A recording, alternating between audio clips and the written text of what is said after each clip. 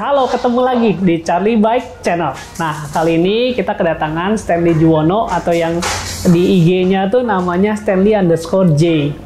Nah, Stanley ini adalah writer dan juga pernah viral di kontennya USS Fits. Yes. Betul ya? Betul, Hah? Charlie. Asik banget. Boleh dong kenalin dirinya, Stanley? Halo semuanya, nama aku Stanley. Mungkin aku lebih kenal di Instagram dengan Stanley_J. Kebetulan sempat viral juga di internet karena mungkin Stanley ini salah satu penyintas thalassemia mayor yang masih aktif berolahraga, terus masih juga mencoba berkarya dengan keterbatasan yang ada gitu. Iya, ya. Termasuk bersepeda. Termasuk bersepeda. Jadi jujur ya, pertama kali diinfoin thalassemia itu jujur saya nggak tahu apa-apa. Terus udah gitu gue stalking tuh, lihat-lihat. Oh ternyata memang ada mungkin penyakit kelainan darah ya. Betul. Mungkin boleh dijelasin itu thalassemia itu apa? Boleh, simpelnya penyakit thalassemia itu terdiri dari dua biasanya. Kalau ada thalassemia beta, ada thalassemia minor. Nah, kalau yang minor itu sebenarnya mungkin umum ditemukan di banyak orang-orang Asia gitu ya. Salah satunya Indonesia. Bukan nggak mungkin kalau dicek nih secara lab, Ko Charlie atau Ko Edwin ini bisa aja sama-sama menderita thalassemia minor. Cuman kalau yang minor ini punya keuntungan dia tidak harus tambah darah. Oke. Sementara kalau saya sebagai penderita thalassemia mayor itu harus rutin tambah darah. Nah, untuk waktunya berbeda-beda. Kalau Stanley kebetulan setiap bulan harus tambah darah. Jadi setiap 4 minggu sekali aku harus datang ke rumah sakit, dicek hemoglobinnya, HB-nya berapa. Kalau udah rendah misalnya 8 ke bawah atau 10 ke bawah deh biasanya disarankan untuk transfusi darah. Gitu. Jadi kemampuan badan itu tidak mampu untuk memproduksi darah. Betul. Jadi kalau dari segi biologis mungkin simpelnya tulang sumsumnya ini nggak bisa bekerja untuk produksi. Kalau di orang pada umumnya kan hancur, mereka bisa regenerate kan. Kalau aku tulang sumsumnya nggak bisa regenerate. Jadi kalau diumpamakan bisa simpel lagi nih, badan aku tuh kayak mobil. Mobil kan diisi bensin, kita pakai nih buat aktivitas sehari-hari. Bensinnya kan habis, nggak bisa bikin sendiri. Nah, jadi anggap aja badan aku tuh kayak mobil, bensinnya itu adalah darah. Jadi untuk beraktivitas, kegiatan sehari-hari, bersepeda, aku ngabisin darah. Ketika darahnya berkurang, otomatis performa aku juga berkurang. Karena kan darah ini perannya penting kan. Iya, kayak orang kurang darah gitu. Betul. Berdiri kelayangan. Cuman kalau aku nggak ngerasa kelayangan karena dari kecil ya. Aku terdiagnosa dari umur 8 bulan. Jadi mungkin badanku udah terbiasa mengkondisikan dengan HB yang rendah. Kalau sampai pingsan sih nggak pernah. Cuman kalau dalam berolahraga, semakin rendah HB-nya atau semakin jauh dari jarak aku transfusi, udah mulai berasa nih kayaknya. Kalau di sepeda nih ya paling berasa, kita kan lagi di channel sepeda nih ngomong sepeda. Paling berasa tuh muscle retentionnya tuh cepet banget. Baru bentar udah panas, kayak pahanya on fire banget. Padahal mungkin gue baru bentar gitu. Mungkin karena HB-nya udah rendah. Gitu, simpelnya sih kayak gitu. Jadi mungkin bisa diibaratkan badanku ya mobil. Iya. Jadi tidak punya kemampuan untuk meregenerasi darah, makanya perlu suntikan daya dari luar. Betul. Nah, menariknya nih Stanley ini tetap mau berolahraga, terutama bersepeda. Jadi boleh dikatakan hampir jarang banget atau kecil banget persentasenya mengidap thalassemia ini berolahraga ya. Apalagi yang mayor. Betul, terutama yang mayor. Terutama ya kita tegesin yang mayor ya. Kalau minor mungkin kurang darah lah ya orang ngomong ya. Tapi mereka tetap bisa bikin. Cuman mungkin jumlahnya nggak masif. Betul. Tapi kalau yang mayor itu tidak bisa. Beta ya. Beta testing. Orang asam ya dikasih beta testing gitu. Ya, jadi kali ini datang Stanley itu mau habis melakukan bike fitting, dan yang saya kagum tuh bener-bener semangatnya luar biasa sih. Jadi apa ya? Ya kayak orang normal aja lah gitu, kayak nggak ada beban. Gue salut banget sih Stan, jujur. Sebenarnya bukan nggak ada beban sih, cuman mungkin background story-nya aku ini besar di keluarga yang lingkungannya suka olahraga gitu. Dari papa mamaku semua suka berolahraga. Jadi sebenarnya hubungan aku dengan sepeda ini udah dari kecil. Cuman kalau kecil kan ya kita main sepeda dan beda banget ngerasa kok kecil tuh sepeda nyali kayaknya di atas gitu, meskipun dibilangin orang tua jangan main sepeda sampai malam.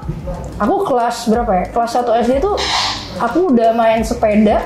Dulu aku tinggal di Bendungan Asahan. Kalau anak Dalkot pasti tahu tuh tempat nongkrongan. Aku bisa dari Bendungan Asahan kelas 1 SD, gue sampai Sabang.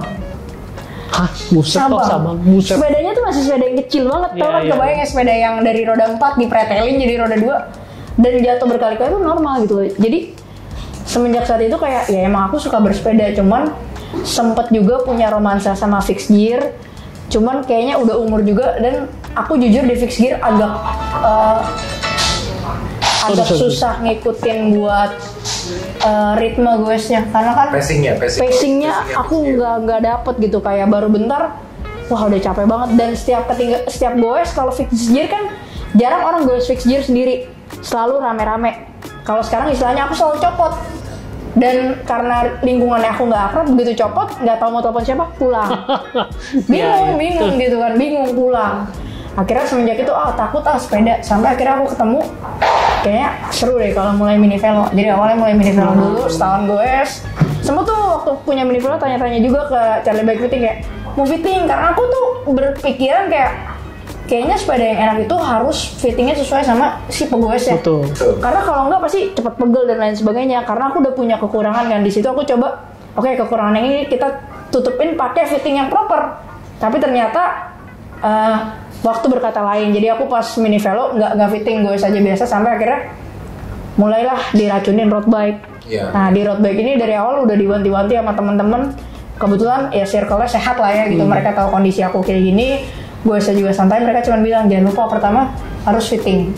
Nah that's why aku langsung ke Charlie Bike. Nah kalau ditanya semangat banget ya boleh dibilang semakin kesini, meskipun kadang orang suka ngeyel, kan sepeda buang-buang darah. Tapi sometimes ketika on the road ya gitu lagi sepeda, dapat remedi sendiri sih kok. Kayak misalnya abis fitting bisa tiba-tiba goesnya dari yang tadi cuma 25 ngep sekarang bisa 30, 40. Progresnya mungkin kalau dibilang speed ya jauh lah dari teman-teman yang heart rate-nya bisa sampai 180, 200 gitu. Kalau aku kan ada keterbatasan.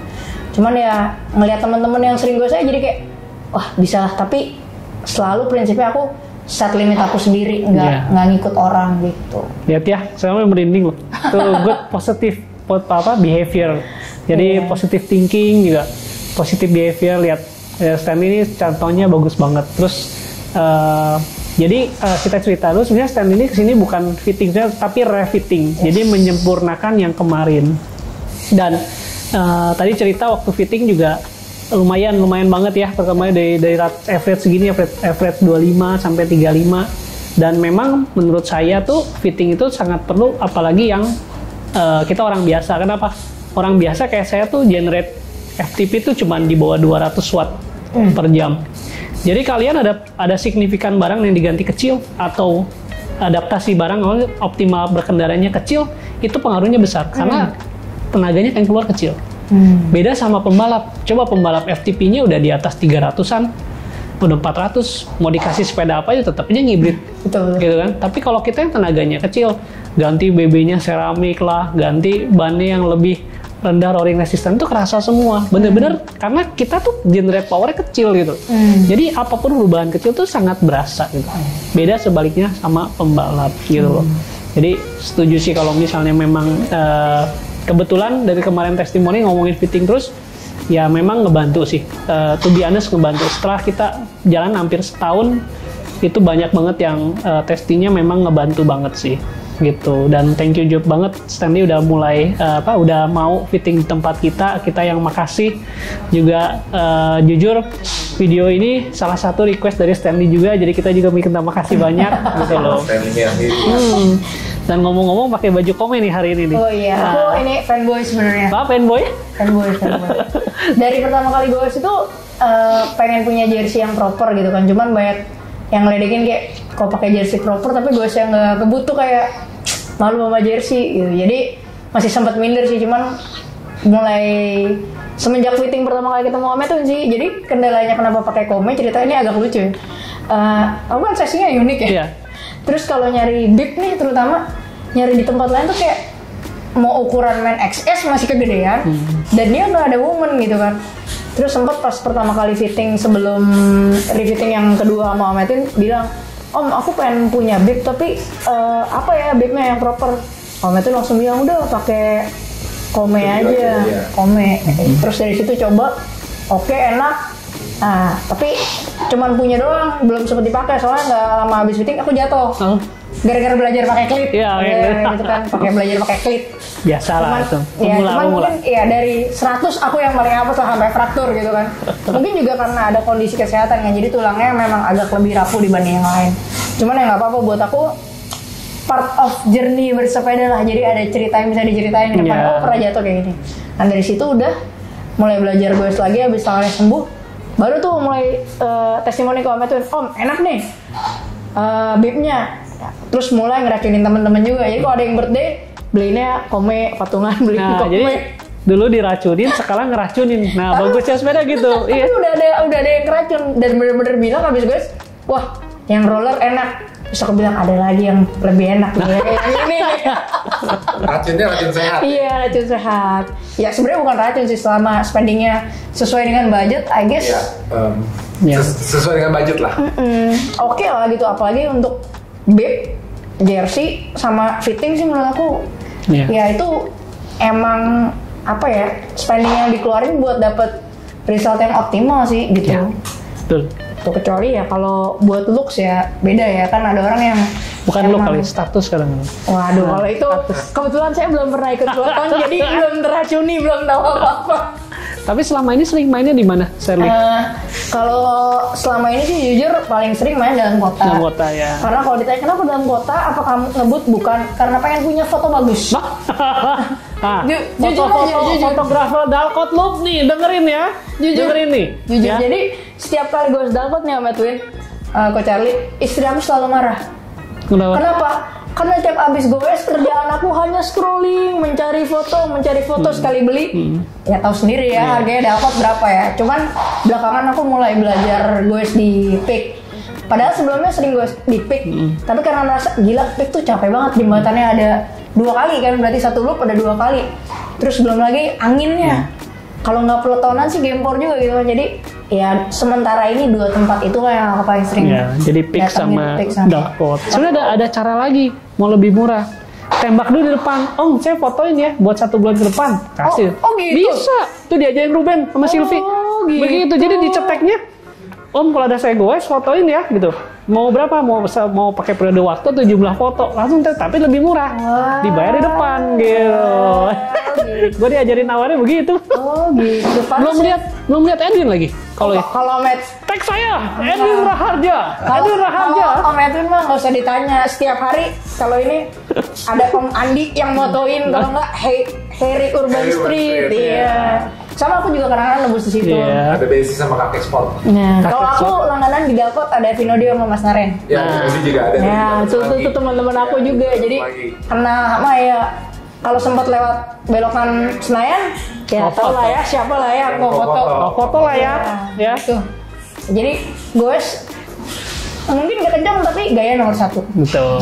Enggak lah, tapi ya kayak tadi bilang goes tuh ya buat mungkin yang tadi bilang ya ada remedinya tuh ya, mungkin kayak endorfinnya keluar gitu ya. Karena kita leluasa gitu mau. Karena aku berasa dengan bersepeda tuh dapat justru kalau orang bilang Stan hebat deh bisa bersepeda. Justru sebenarnya dengan bersepeda itu aku menyerap energi orang yang positif di sekitar aku sih. Gue setuju banget. Iya, karena beda banget vibe-nya gitu loh ketika kita nongkrong dengan vibe yang sehat. Ya meskipun pasti ada racun-racunnya ya, tapi energinya tuh beda gitu loh. Iya. Kita yang merasa lemah justru dapat penguatan, yang kuat justru berasa dikuatin dari kita. Jadi enak sih gitu kalau aku bersepeda gitu ya. Dan memang goals awal aku bersepeda sama sekali bukan untuk berkompetisi, bukan kompetitif. Jadi kalau ada yang lebih kenceng, sepedanya lebih mahal, lebih bagus, aku cuek. Karena aku yang penting nomor 1 dalam bersepeda, ya aku bersepeda memang pengen aja gitu loh, seek the experience gitu loh. Untuk speed, ya kalau ditanya aku sebenarnya pernah bilang di Instagram aku pengen juga bisa peloton 50 segala macam. Cuman ya mengingat keterbatasan aku, heart rate udah divonis dokter 150 tidak boleh lewat. Coba gimana bisa ngebut gitu kan. Jadi ya know the limit saja, for fun gitu. Selama teman-teman yang bisa ngikut, kita bisa ketawa ketiwi, ya seneng aja sih kok, enak sepeda. Yang penting goesnya ya. Yang penting goesnya. Tapi percaya atau enggak ya, sepeda tuh mau rutin, mau walaupun kita pelan, walaupun kita Cuma ada yang kita bersepeda yang cepat tapi pendek atau yang jauh, tapi percaya deh bersepeda tiap hari tuh dengan sendirinya inner strength-nya akan kuat, lebih kuat. Percaya atau enggak, cuman ini yang saya lihat yang orang walaupun biasa-biasa tapi rajin bersepeda gitu ya. Memang nggak bisa ngelawan yang punya bakat bagus gitu loh. Jadi kayak saya ngobrol sama Om Andika, dia punya salah satu anak didiknya itu memang kadar oksigen dalam hemoglobinnya tinggi sekali. Nah itu memang kita nggak bisa lawan. Tapi yang pasti kalau kita rajin, jamin kita akan punya ada kemajuan lah. Gitu sih, ada kemajuan. Nah salah satunya juga kadang-kadang ada yang udah mentok, jadi balik lagi ke bikefitting, udah mentok nih nggak bisa ngapa-ngapain. Kayaknya udah ganti, tapi gitu-gitu aja. Ternyata pas dibawa ke sini, ternyata posisinya yang salah. Itu banyak kayak gitu Stan, banyak banget. Jadi bukannya iniin bike fitting, tapi ya gue kenyataannya ya, dan kita percaya orang yang rajin tuh pasti kan ada kemajuan sih. Jadi jangan khawatir. Mungkin suatu saat bisa, tenang aja. Kalau gitu ditanya kemajuan atau enggak, jujur udah ada kemajuan sih. Tadinya pas pakai mini velo tuh 25 udah kayak setiap selesai sepeda kayak pundak sakit banget, kayak seminggu baru hilang. Semenjak aku bukannya menggede-gedekan ya, maksudnya aku orang yang percaya bahwa above all sport, form, technique is number one. Jadi aku besar di industri, maksudnya aku pernah juga yang namanya ikut nge-gym, dan aku beruntung ketemu orang yang mindsetnya tuh bukan soal kuatnya angkat berapa, tapi formnya bagus, result base-nya juga akan bagus gitu loh. Jadi ketika aku udah mulai coba bike fitting, mulai tuh kerasa bedanya, terutama di kaki sih. Meskipun sempet jatuh pakai klit ya, hari pertama pakai klit tuh aku bisa ngerasain ini nih guys yang bener, ada balance between quads dan hamstring. Kalau kita cuma pakai pedal kan, taunya cuma pejak aja. Iya, makin gincang nggak ada tenaga ya gitu. Jadi aku percaya bahwa ya tadi sih, kayak kita kan udah berapa kali nih ya bolak-balik, baru ketemu result yang benar-benar mendekati maksimal banget kan. Sekarang ternyata kayak Coach Charlie bilang, crank armnya yang keteteran gitu. Jadi memang secara tinggi hitungannya itu 165. Stanley itu cocok 165. Saya sendiri juga pakai 165 160. Tapi setelah dicoba di sepedanya, ternyata result yang lebih bagus tuh untuk yang proporsional adalah 170 buat Stanley. Jadi tadi baru ketemu, begitu dikasih 170 udah bagus semua parameternya semua. Ya, jadi seneng juga lah. Kita juga bike fitter tuh kalau mau tahu ya, misalnya Edwin yang lagi bike fitting, udah gitu kita udah telepon, kita suka telepon, Win, dapat nggak? Gitu. Maksudnya dapat nggak full semua parameternya bagus, terus kita selalu begitu. Dapat, oh ya udah, kita juga bike fitter tuh senang. Jadi resultnya bagus buat customer yang bike fitting. Iya. Dan setelah kita juga ngobrol ke kliennya gitu, dan ternyata dia bilang, iya, ternyata lebih enak ya kok. Iya. Karena mereka bantu, kayak Stanley pernah kasih juga tesnya dia gitu di Instagram, dia bilang, iya kok lebih enak. Itu secara langsung tuh bikin kita makin semangat kerjainnya. Iya, makin semangat, dan kita senang bisa bantu bahwa orang yang tadinya mungkin bersepedanya kurang nyaman, ternyata setelah di fitting jadi lebih nyaman, jadi makin rajin, dan dia jadi makin senang sepeda. Iya benar. Abis gitu. Di fitting bener sih, jadi kayak setiap Sabtu kan aku kalau hari biasa susah gue sih karena masih kantoran kan, jadi rutin cuma bisa Sabtu, cuman jadi antusias gitu loh. Kadang kita nggak pernah mikir. Jadi menunggu hari Sabtu. Iya benar. Jadi menunggu hari Sabtu, meskipun nggak berpikir kadang tuh mau hari ini mau berapa puluh kilo gitu. Karena justru kalau aku set nih misalnya bangun udah ada mindset pokoknya mau PR, biasanya malah nggak kejadian. Jadi kadang aku ya relax aja sesuai badan. Kayak beberapa kali, pertama kali longest ride aku tuh 40 abis refitting yang kedua tuh bulan Mei gitu kan, kita refitting lagi. Itu tuh aku bener-bener bangun pagi cuman mindset sepeda santai aja. 10 kilo pertama tuh berat banget, berasa wah kayaknya 15 aja udah berat nih, 20, 25, 30 udah oke lah. Terus tapi pas lagi muter di Semanggi nih, nanjok sekali, Vino teriak, belum dapat foto lu, puter lagi sekali. Oke, demi foto kita muter sekali nih. Kita muter sekali. Nah begitu udah dapet lagi, udah badannya udah relax, udah kayaknya udah warm gitu loh. Dan ngikutin fitting yang udah proper, tau-tau gue sudah lihat, wah udah 35. Wah pernah pakai mini velo 35. Ayolah kita sikat aja. Nyampe 40. Meskipun di tengah-tengah sempat kebelet pengen ke toilet, cuman kan sendiri ya, nggak mungkin berhenti. Jadi udah kita gas aja. Jadi ya gitu sih, maksudnya apa ya, bukan yang melebih-lebihkan, tapi emang semakin rajin gue tuh semakin berasa benefitnya. Pasti strengthnya. Kayak tadi Om Edwin juga bilang kan badannya udah mulai bisa lebih rileks ngikutin gitu. Kalau awal kaku banget, rileks banget kayak robot gitu kan. Ya karena terbiasa dari mini velo kan flat bar ya. Bagus kok. Tadi juga lihat ini. Ntar ya kalau mau lihat kita ada cuplikan-cuplikan yang tadi lagi guys.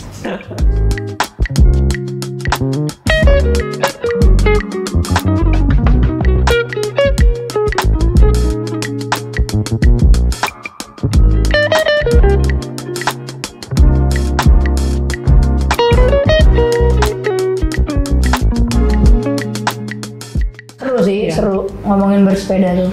Ya, jadi kalau sampai nanti ketemu di jalan, kalau ada Stanley, sapa aja ya Stan. Sapa aja boleh. Yeah. Tapi pasti saya bagian dilewatin. Gak mungkin saya yang tiba-tiba lagi guys, apa tuh gitu, gak mungkin. Kalau Stanley gak mungkin, pasti lagi guys gini di Stan, oh iya gitu. Dua nanti kita upload, bisa cari Stanley di upload, kalau enggak yang di pick 2. Pick 2, pasti di situ aku rata-rata. Iya. Nanti mainnya di pick 2. Nanti kita goes bareng ya. Boleh. Jadi pengen ketemu katanya, nanti kita ajak ke Mozia buat goes sama anak-anak kamu ya. Boleh. Ya, thank you so much loh udah kedatangannya Stanley. Thank you banget udah dibantu.